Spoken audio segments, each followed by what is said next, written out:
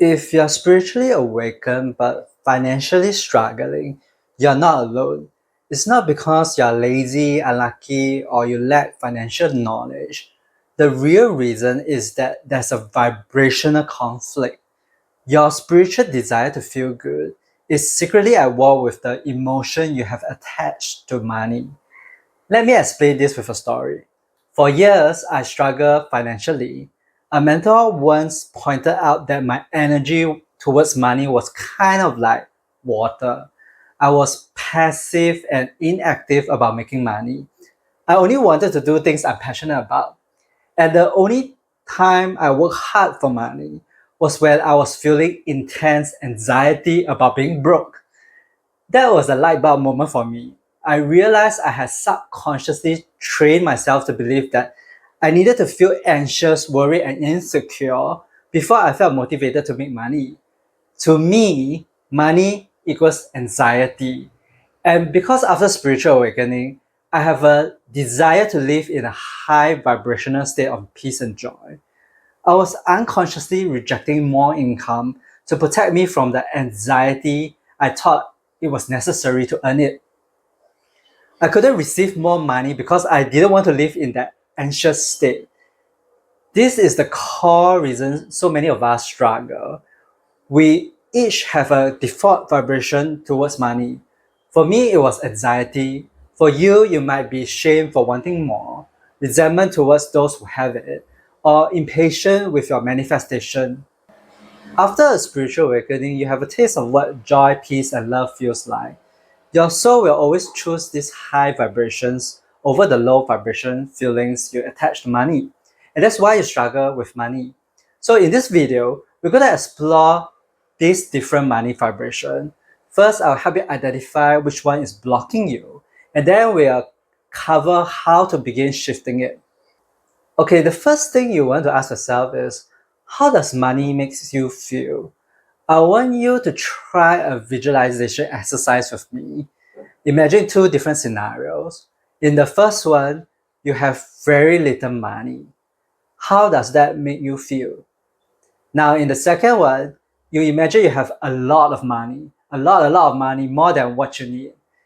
Take a moment to notice how you feel in each of these two different scenarios. The reason I want you to think about this opposite is that you might be surprised by what you discover about yourself. We are often taught to believe that having a lot of money will make us completely happy. We think that's just the way it is, but that isn't always true. My mom is a great example of this. When she suddenly got a large sum of money, she immediately called me panicking. She said, "What am I gonna do? Help! Why is there so much money in my bank?" She wasn't used to having that much money, and it actually caused her a lot of stress. So imagine having a lot of money, $1 million, $2 million. What feelings come out for you? What does having all the money mean to you deep down? Whatever came out for you in that exercise is likely that it falls into one of these 5 common money vibration that keeps spiritual people stuck. Let's start with the most common one, fear and anxiety. This is the raw fight or flight energy around money. And as you heard in my story and my mom's story, it can show out whether your bank account is empty or full. When you feel like running away from something or going on an attack, that's usually a result of fear. The second thing that can come out is shame and guilt. You might feel bad for just wanting more money. Maybe you feel selfish for being wealthy when others have less, or you might feel awkward after you buy something nice and expensive for yourself. You might think things like, do I really deserve this? Or who am I to have so much? But on the other side, you might also feel shame for not having enough money. You might feel embarrassed to ask for help, worrying about what others might think of you. You might even wonder if they see you as a failure. Next, the third emotion is resentment and anger. Some people feel angry when they don't have enough money. You might secretly resent people who are wealthy. You might blame them for having it all. Or you might hate the government and the money system, feeling how unfair it is, like how they use their power to hurt people.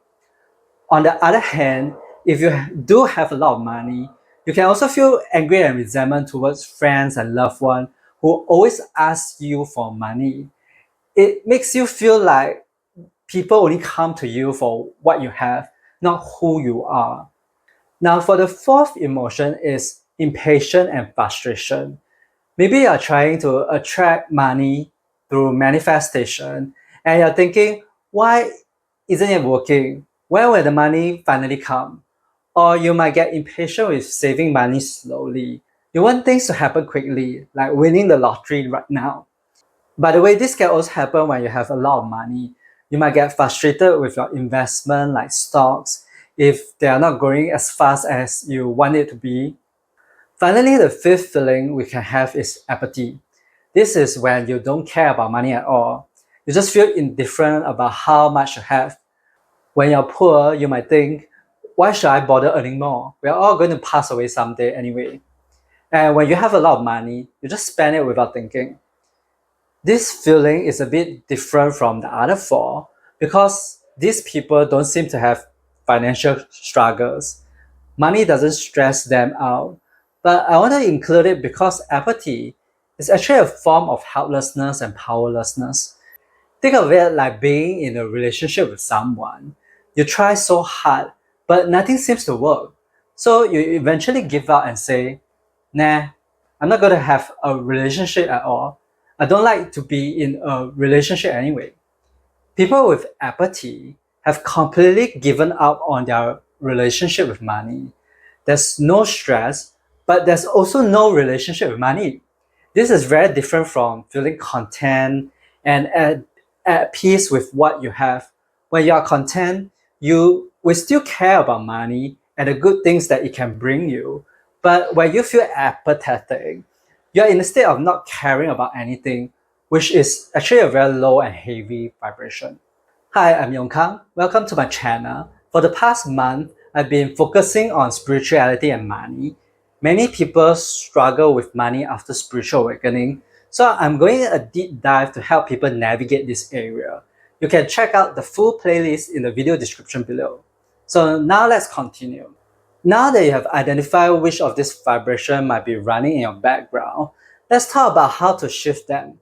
For each of the 5 feelings, here is one simple practice you can start today. First, for fear and anxiety, when you feel the wave of fear about money, either having too much or not enough, it's because your mind is in the future or the past. The antidote is to bring your energy back to the present moment and know that you're safe, you're not in danger, you're still breathing, you're still alive. Your root chakra is off balance, and so you want to stay more grounded. You can physically touch the ground with your feet, or you can place your hand on your heart and or soothe your body. Take a deep breath and say out loud, in this exact moment, I am safe. In this exact moment, all of my needs are met. Repeat it 3 times if you need to. This breaks the spiral of what if and anchors you back into the present. Next, we have shame and guilt. Shame thrives on the feeling of unworthiness. You want to hide yourself like there's something wrong with you. What you want to do is to separate your self-worth from money. Your worth is not determined by how much you have.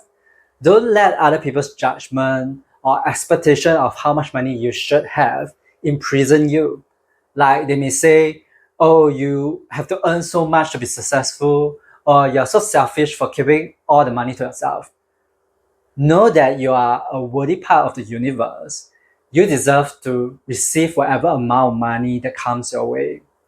And also practice gratitude. Every time money leaves your possession or comes to you, treat it as a sacred exchange. Verbally or mentally say thank you. Thank you for the service you receive, and also thank you for the abundance you're receiving. Gratitude shifts the attention away from yourself to others. You're not focusing on how good or bad you are, which usually result in shame. You are focusing on the exchange, what you're providing to others and what you're receiving. Next, we have resentment and anger. Resentment for those who are wealthy is usually created by a false belief. You believe that for someone to have more, it means someone else must get less. This is a very pretty linear way of thinking. It's based on scarcity. The 5D way of thinking is based on abundance. It's when you think that there's enough for everyone. Just because someone is rich doesn't mean that they take their money away from you.